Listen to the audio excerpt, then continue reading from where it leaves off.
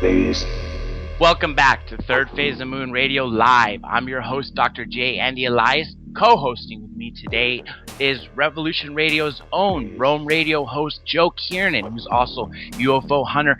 And we also have with us the founders of Third Phase of Moon, Blake and Brent Cousins, on the line. This hour, we are going to be speaking to David Dunger, who is also a radio host, an abductee, an author, and much, much more. With that being said, we'd love to introduce David Dunger, all the way from Australia. Are you here with us, David? I sure am. Thanks so much. Thank you, David. You know, let's just jump right into it. You've had some crazy experiences. Can you tell us, I guess, what's the most recent one? What happened? And you were talking off air about this plane. Just lay the little background real quick and then jump right into the most mind-blowing encounter. Okay, let's put it this way. I was on a plane on a short domestic flight of a 1-hour flight, and I was coming back. I was coming back from seeing my parents, and I had the window seat. I love the window seat. I have traveled on planes all my life. In fact, when I was, I think, like 8, I had enough flying hours as a passenger. This is the hard part for me to contemplate. It's still difficult. I love watching the ground go by and looking out. And here I am, I look out, and there is literally a silver disc 30 feet across just off the plane's wing. I was seated just behind the wing, on the wing side, with the window seat looking out, and here it is. Now, it wasn't smooth topped. If anyone knows what this looks like, it's a Datsun 1976 Datsun like 200B hubcap. That's what the top of this thing looks like. But it was definitely metallic and silver, and it was huge. And this was coming towards dusk. It wasn't an anomaly. It was only about, from the plane's wingtip, about another maybe less than 30 feet away from the wingtip, and it was traveling like it was on and connected to us. It was with us traveling. The dusk set come upon us over the last hour, and when I looked out the plane and I saw this, I thought to myself for a minute, hey, look, I can't be the only person seeing this. And I turned to my right-hand side, and there's a young girl, probably 10 years old, and then her mother on the other side of her. And I looked over just to see whether they had been paying attention to it, and they hadn't.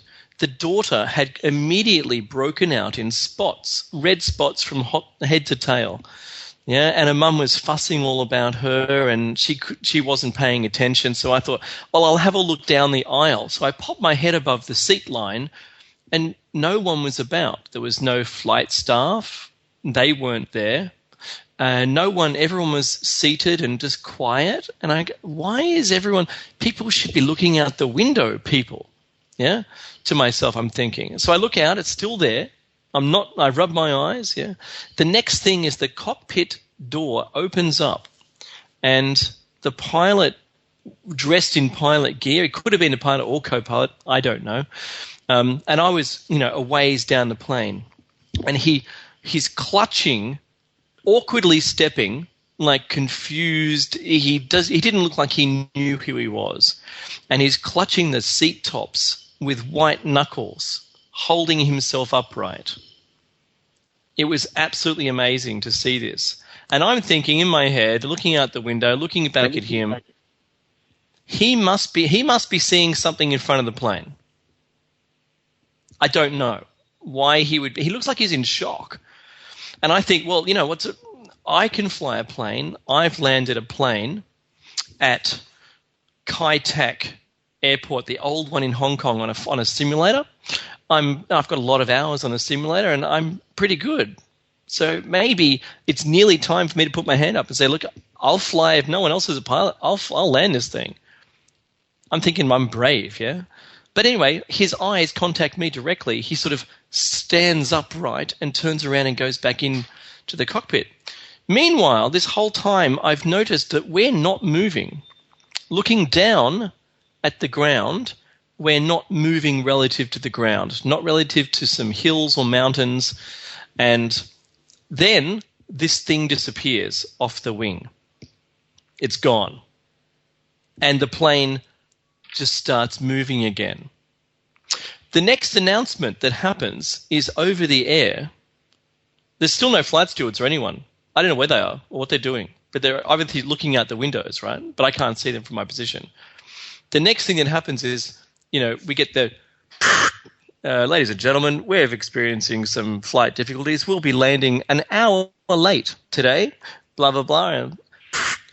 And I went, that's weird. It's only an hour flight. How could we be an hour late? And I've done the flight many times. And what was weird was I don't recall that much time having gone by. It's pretty much just how I described it to you. Noticed it, looked to my right, looked back, and when the disc had gone, all the spots had disappeared off the girl next to me. I'm absolutely telling the truth. That is a he said, she said of that event. And it's still today, it's fascinating to me because if only the entire plane had lost time, I don't know. Were we in a tractor beam or something? I don't know. I don't know why the pilot would have reacted like he did. But from what I saw out my window, I was prepared for it. I've had a lifetime, John. I've had a lifetime of experiences not dissimilar to this, and it was just another thing that confirms that all of these things are real and they exist, and that there's nothing you can do about it. There have been several of these cases where a pilot will be flying, and all of a sudden they'll seem to have jumped and saved a couple hours of their flight, or still others where they're flying and they know it's a 40-minute flight, but all of a sudden it takes 2 hours. They don't know what caused that delay, and it seems that the entire plane had some sort of incident. Did you speak to anybody on this plane after you guys landed, or do you think possibly everybody was maybe abducted if they had some missing time? What are your thoughts on it? Well, it's a good question because the only discussion with anyone on the flight was immediately after the spots had disappeared from the daughter. I looked around to the mother, who I swear did not talk to me the entire time. And I'm a talkative kind of person. I like it. I'm a radio host now. But when I looked over, she looked at me in the eyes, and the only words that she spoke to me were, "Oh, I thought you'd be different." Really? Now, and that's it. Now, have you had obviously you've been taken probably since you were a child, I'm assuming, right? Mm-hmm. Exactly, yes. Do you have these vivid memories of these eyes looking into you, or what can you tell us about the beings that are taking you? Yeah, so from a very young age, from about 4 years old, and they ramped up until I was about 12, and then they disappeared for a number of years until I was about, I don't know, 22, 21, 20, something like that. In my 20s, there was another one, and then there was a large gap, an honestly large gap that I don't remember very much, whether there was anything there, until about 26 or so, and then from then on, it's been, say once every 5 years or so. And it looks to be around about that kind of gap. And I don't know what schedule I'm on, because I've spoken to a few people and they seem, I know what time it is. There's a time related to it. And this is all I've put all of this down, by the way. I've put it all into a book, and I've written a book called Visitors, A Lifetime of Experiences.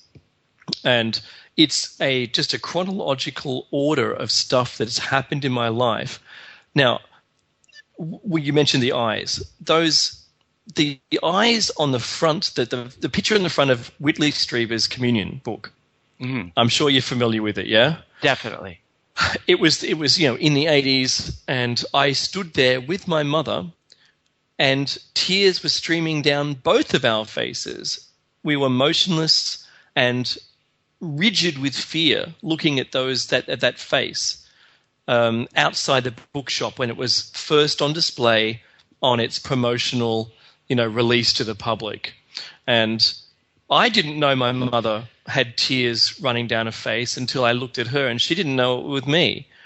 But it struck us so extraordinarily that, and today, my mother's passed.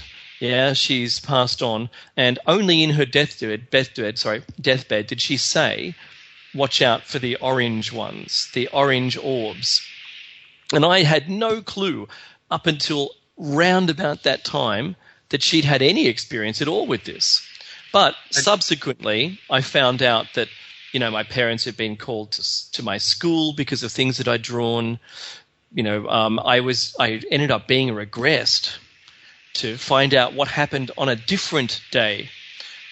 And also in my childhood, I wanted to know what happened. What was weird was, up until when I saw my first one, I had no clue what I was to expect. When I saw one, if I saw one, I didn't quite believe it. I'd already seen discs. I've seen discs before, but certainly not an orange orb. Now, the orange orb, if you're not familiar with it, listening to this, it's a perfectly spherical ball that seems to glow orange light from the inside out. It appears to have a hard surface, but it's not a blinding light like you look at the sun. It's like heated metal.